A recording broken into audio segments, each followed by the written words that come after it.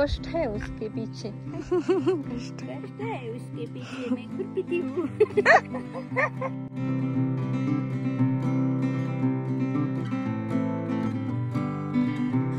प्रेग्नेन्सीच्या काळामध्ये किंवा नाही का डिलिव्हरी नंतर कोणाला जर खूप मिस केलं असेल तर ते मी माझ्या आजीला केले।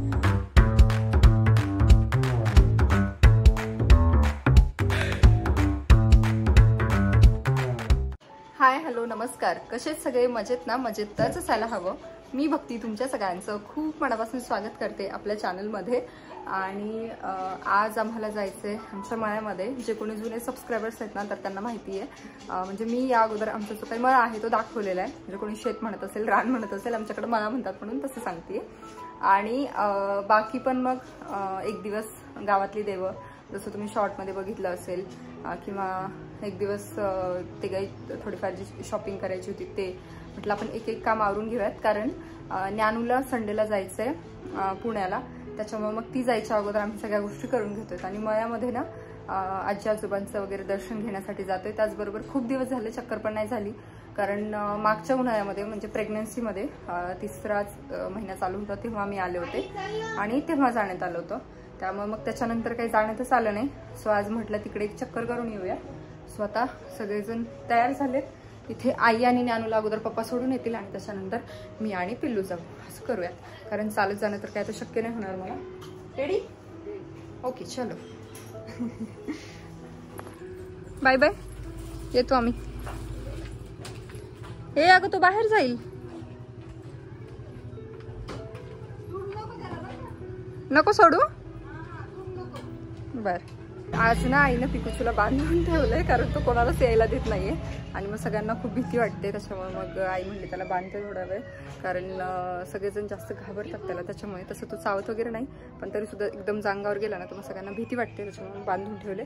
आता पप्पा आईला आणि ज्ञानूला सोडून येतील मळ्यात। तसं आमचा मळा ना इथे 1-1.5 किलोमीटरवरच आहे, खूप काही लांब नाहीये।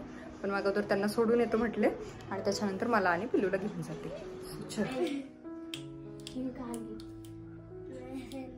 झोप आली आहे तिला। पिनो तुला झोप आली? झोप आली।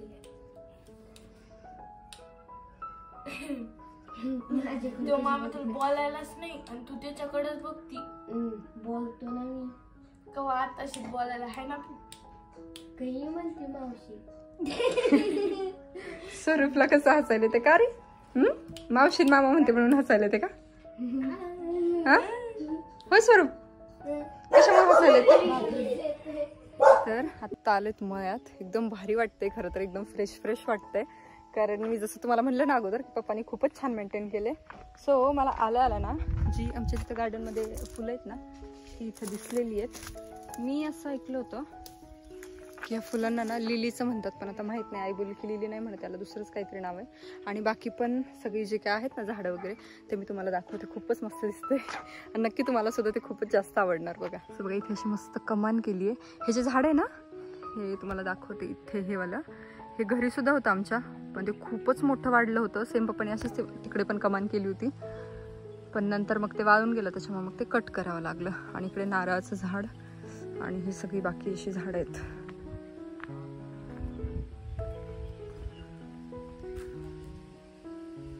बघा लांबून ना ते जास्त छान दिसते। आणि हे ह्या साईडने पण हा वेल, हे बघा कसलं भारी वाटतंय ना? तर नाही खूपच जास्त आवडतं। म्हणजे मी जेव्हा पण येते ना तसं इथून जायचं मनच नाही करत, आणि आल्यानंतर असं वाटतं की बापरे आपण किती व्हिडिओ बनवायत आणि किती सारे फोटो बनवायत, एवढं छान केलेलं आहे। हे बघा, तुम्हाला बॅकग्राऊंडमध्ये दिसत असेल थोडं थोडं, मला जसं जमेल तसं मी ते कॅप्चर करण्याचा प्रयत्न करते आणि तुमच्यासोबत शेअर करते। हे बघा, असंही मी तुम्हाला एका शॉर्टमध्ये सांगितलं होतं की मला नारळाची झाडं बघितलं ना कोकणाचीच आठवण येते। आणि ही सुद्धा ना अशी मस्त मोठी। किती वर्ष झाली पप्पा या झाडांना? किती वर्ष झाली या झाडांना नारळाच्या? 4। आणि नारळ किती वर्षांनी लागतात?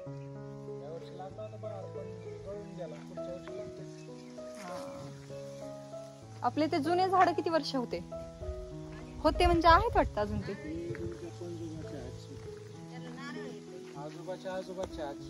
आजोबाच्या आजोबा म्हणजे माझे खापर पण जोपा। बघा हे पण किती भारी दिसते.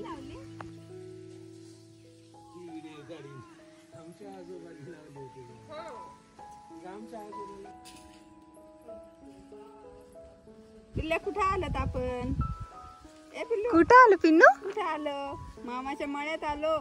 मामाच्या मळ्यात कुठं? आई ती मागची कमान किती मस्त दिसतीये व्हिडिओ मध्ये, मी बघितलीच नव्हती. काय? ते बघ मागची कमान.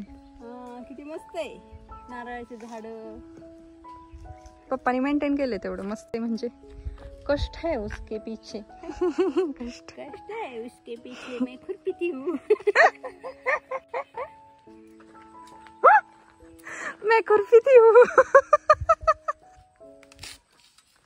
ही एक कमान. ही अरे ही पण भारी दिसणार हं, तिथे केल्यानंतर. कसलं भारी वाटतंय एकदम. ह्यावेळी पप्पा आतमधलं तुम्ही एवढं हे कसं काय झालं, पण आतमध्ये लक्ष नाही दिलं तुम्ही.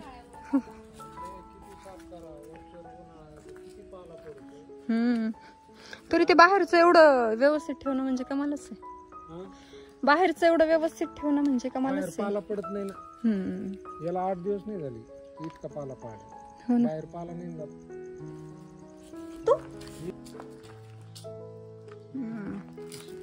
हे मोठं झाल्यावर भारी दिसते. हे अजून छान दिसते की नाही व्हिडिओमध्ये. व्हिडिओमध्ये म्हणण्यापेक्षा ना समोर खूपच भारी दिसतं, पण आता व्हिडिओमध्ये जसं येईल तसं घेतलंय मी. कारण छोटी झाडं तुम्हाला दाखवायले ना तर मोठी मोठी दिसत नाहीत, आणि असं समोर जर बघायलं ना तर सगळी झाडं असं सोबत बघताना एकदम मस्त वाटतं आणि फ्रेश दिसतं खूप. चला आता आपण जे मेन गोष्टीसाठी आलोय ना ते अगोदर करूया. पावला काय?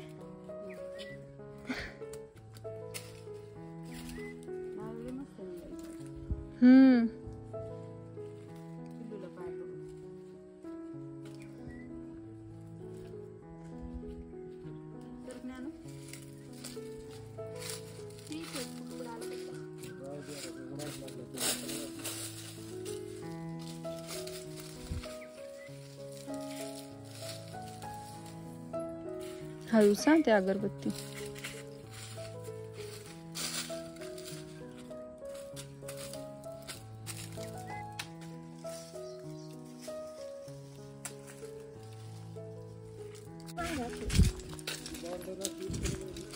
पप्पा तुम्ही किती झाडं लावले तिथे? हा कट केल्यावर नाही ती बॉर्डर होईल. लाल फुलं. पण तुम्ही हे जरा जास्त चिटकून लावले. लय मोठे मोठे होते झाड. 1.5 फुटावर. बॉर्डर तुटक तुटक चांगली दिसली नसती ना, आता असं गुच्छ झाल्यासारखं होईल ना. बॉर्डर लक्षात नाही आलं. कळलं ना. हा मग तुटक ते जवळच पाहिजे ना, म्हणजे ते. पण ते जास्त जवळ झालं का असं नाही वाटतं. ठीक आहे.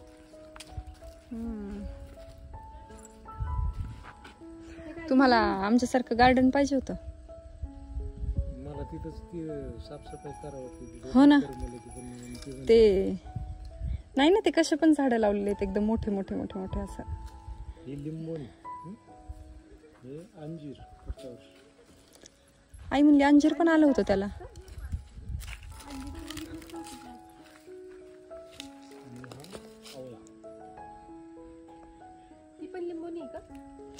म्हणजे आता आवळा झालं, अंजीर झालं, नारळ झालं, लिंबोनी झाली, रामफळ आहे, सीताफळ आहे, आंबा, पपई, जांभळ, करवंद, पेरू.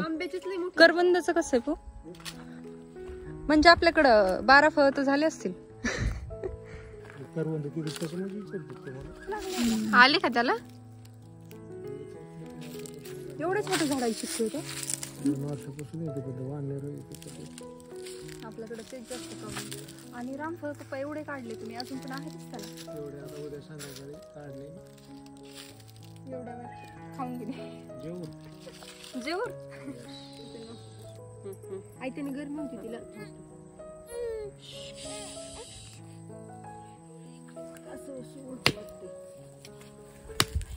पास आहे तो हेच झालेला आहे आता. ठेवा माहित.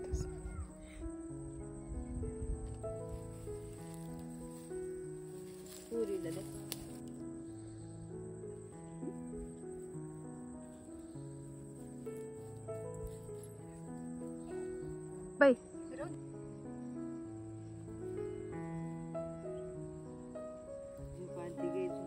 तर आताच आमचं दर्शन हे झालं. आम्ही जेव्हा पण येतो ना इथं मळ्यात, तर तेव्हा आम्ही म्हणजे एक चक्कर तर आमची असतेच की आपण आजी आजोबांचे आशीर्वाद घेऊ असं. आणि प्रत्येक आजी किंवा आजोबा किंवा जे नातू असतात त्यांचा एक वेगळाच बॉन्ड असतो. आणि तसंच आमचं सुद्धा होतं. आता माझे जेव्हा आजोबा गेले ना, तर तेव्हा मला काही एवढं कळत नव्हतं. म्हणजे मी एक 4 वर्षाची वगैरे असेल नाही.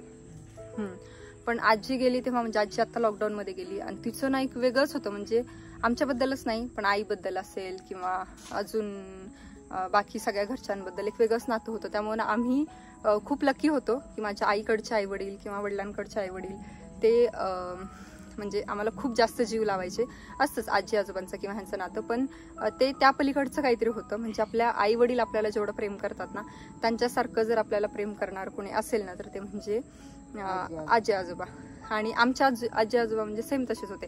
आणि माझ्या आजीचं तर एक वेगळंच होतं. म्हणजे शेवटच्या काळामध्ये तिला दिसायचं नाही त्यावेळेस सुद्धा ती असं हात लावायची आणि माझी एकदम चिमणी बारीक झाली ग, किंवा आमची जर तब्येत चांगली झाली असेल तर नाही ह्यावेळी थोडीशी बरी दिसतीये, असं होतं तिचं. त्याच्यामुळे मग एक वेगळ्याच तिच्यासोबतच्या मेमरीज आहेत. नेहमी आम्ही जेव्हा इथे येतो ना, तेव्हा तिला खूप जास्त मिस करतो. आणि आत्ता पिलूला बघून तर ती खूप जास्त खुश झाली असती. जेव्हा पण तिच्याबद्दल बोलतो ना, तर तेव्हा माझ्या डोळ्यात नक्की पाणी येतं. म्हणजे असं होतं. पण नाही, आजीचं एक वेगळंच होतं. आणि आमच्या लग्नाच्या वेळी पण ती नव्हती. त्यानंतर आता बेबी झालं तेव्हा पण नाही. त्याच्यामुळं पूर्ण प्रेग्नेन्सीच्या काळामध्ये किंवा नाही का डिलेव्हरी नंतर कोणाला जर खूप मिस केलं असेल तर ते मी माझ्या आजीला केले. कारण ती जर चांगली असते ना, तर आईला पण तिकडे येण्याची गरज नव्हती. तिने सगळं केलं असतं एवढं, आणि खूप प्रेमाने केलं असतं. असं नाही की करायचं म्हणून केलं असतं.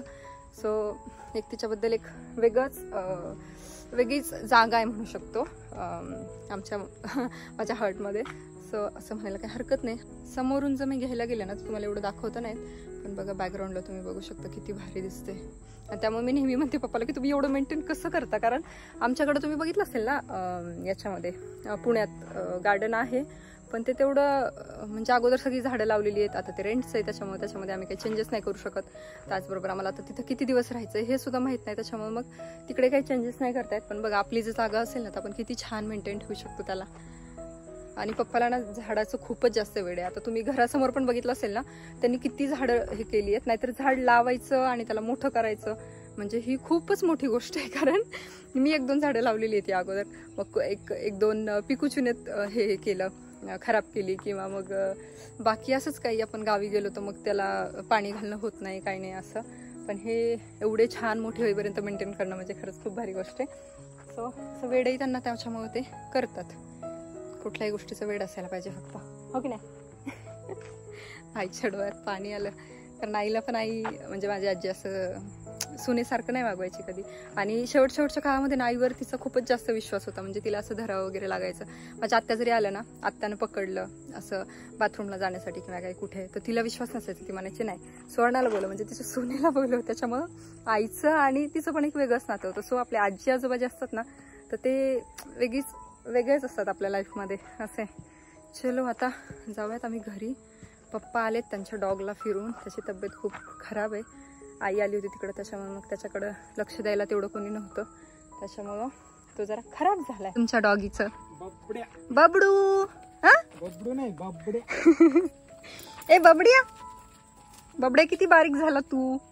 हा तर आता पिल्लू पण झोपले शांत. तिला खूप झोप आली होती, पण आता ज्ञानूला जायचं पुण्याला, त्याच्यामुळे आम्हाला तिला तसंच घेऊन यावं लागलं. म्हणलं आता ठीक आहे.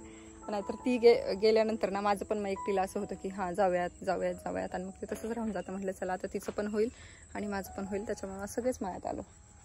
निघायचं पप्पा, आम्ही निघतोय. दुसऱ्या आता डायरेक्टली घरी गेल्याच्या नंतर. चलो बाय बाय.